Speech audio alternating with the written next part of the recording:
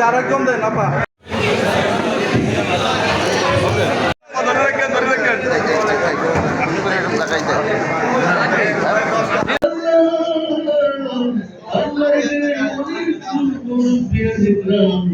আল্লাহ সমস্ত আল্লাহ এই আয়োজনকে তুমি কবুল মঞ্জুর করিয়া নাও আল্লাহ বিশেষ করে আল্লাহ শহীদকে উমর জেবরকে 45তম মৃত্যুবাসী উপলক্ষে আজকে আয়োজন আল্লাহ এই উসিলা করে তার কবরকে তুমি জান্নাতের বাগিচা বানায়া দাও আল্লাহ দেশের জন্য আল্লাহ মানুষের জন্য আল্লাহ কিয়ামতের ময়দানে তুমি শাহাদাতের কাতারে উঠাইয়া দিন আল্লাহ আল্লাহ আল্লাহ আল্লাহ আল্লাহ দেশের দুনিয়া থেকে চলে গেছে দুনিয়া থেকে চলে গেছে আল্লাহ জানি না আপনারা জানেন তিনি 1971 সালে যুদ্ধ করে এই বাংলাদেশকে স্বাধীন করে আবার তিনি প্রাগে ফিরে গিয়েছিলেন বেরাক থেকে তিনি আবার তার সেই কাজে ফিরে গিয়েছিলেন কিন্তু আপনারা জানেন সেই 71 থেকে 75 পর্যন্ত এই বাংলাদেশকে অকার্যকর এবং বাকশালে পরিণত করেছিল আবার সেই শহীদ প্রেসিডেন্ট জিয়াউর রহমান এই বাংলাদেশে মুক্তি দিয়েছিলেন সেদিন সেই 7ই নভেম্বর গণ অভ্যুত্থানের মাধ্যমে আপনারা জানেন সেই গণ অভ্যুত্থানের পরে এই বাংলাদেশের মুক্তিকামী মানুষ তাকে বাংলাদেশের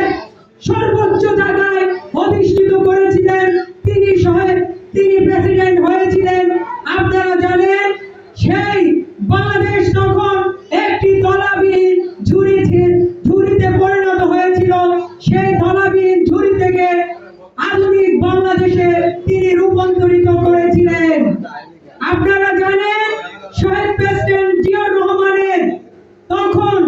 সাফল্য জনপ্রিয়তা দেখে তখন দেশি বিদেশি কুচক্রী মহল তাকে নিশ্চিহ্ন করার জন্য পায়তারা করছিল এবং 1981 সালে 30 মে সেই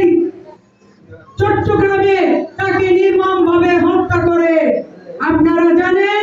শহীদ প্রেসিডেন্ট জিয়াউর রহমানকে হত্যা করে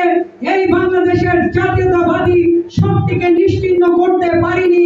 আপনারা জানেন পরবর্তীতে আমাদের দেশনেত্রী বেগম খালেদা জিয়া এই বাংলাদেশের হাল ধরেছিলেন এবং তিনি তার জীবদ্দশায় এই গণতন্ত্রের জন্য আপসীন নেতৃত্বে পরিণত হয়েছিলেন এবং তিনি মৃত্যুর আগ পর্যন্ত যুদ্ধ করে গেছেন এবং তাদের সে সন্তান সুসন্তান আমাদের দেশ নায়ক তারেক রহমান তার নেতৃত্বে 17 বছর এই বাংলাদেশে ফ্যাসিবাদের রাজত্ব কায়েম করেছিল সেই ফ্যাসিবাদকে নিশ্চিহ্ন করেছে ধ্বংস করেছে এই বাংলাদেশকে সেই স্বৈরাচারী হাসিনাকে পতন করেছিল হাসিনা এই বাংলাদেশ থেকে বিতাড়িত হতে বাধ্য হয়েছিল এবং পালিয়ে যেতে বাধ্য হয়েছিল তারও নেতৃত্ব দিয়েছেন আমাদের দেশ নায়ক জনাব তারেক রহমান তার নেতৃত্বে 24-এর গণ অভ্যুত্থান সফল হয়েছে এবং আজকের বাংলাদেশের আজকে 3 মাসে তিনি প্রধানমন্ত্রী থেকে আজকে বাংলাদেশে তিনি যে তার যে কথা দিয়েছিলেন গণতন্ত্র ফিরিয়ে আনার এবং মানুষকে যে ভোটের সময় তিনি বলেছিলেন তিনি কৃষক কার্ড দিবেন ফ্যামিলি কার্ড দিবেন সেগুলো তিনি করেছেন আপনারা জানেন আজকের বাংলাদেশে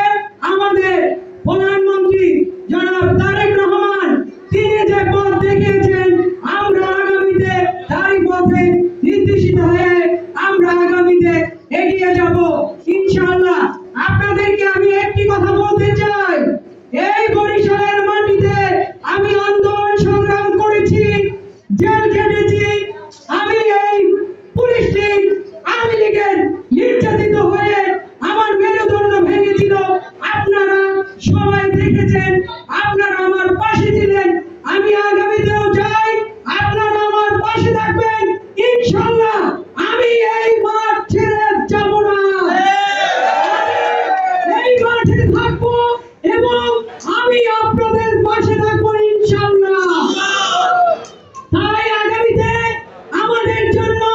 যে নির্দেশনা আসবে আমরা সেই নির্দেশনা পালন করব ইনশাআল্লাহ। এই মাঠে জনগণের পাশে আপনারা আজকে থেকে তাদের পাশে মিশে যাবেন, তাদের কাছে তাদের পাশে থাকবেন, তাদের সমস্যা তাদের যে কোনো কাজে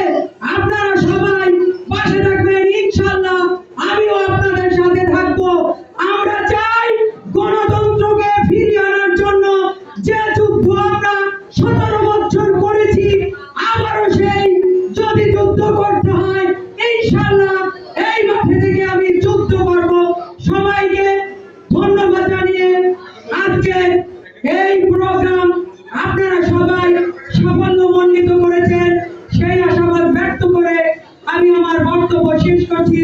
বাংলাদেশ জিন্দাবাদ, বরিশাল মহানগর বিএনপি জিন্দাবাদ, শহীদ প্রেসিডেন্ট জিয়াউর রহমান অমর হোক, বেগম খালেদা জিয়া অমর হোক, দেশনায়ক তারেক রহমান এগিয়ে যান, আমরা আছি আপনার সাথে। আল্লাহ হাফেজ।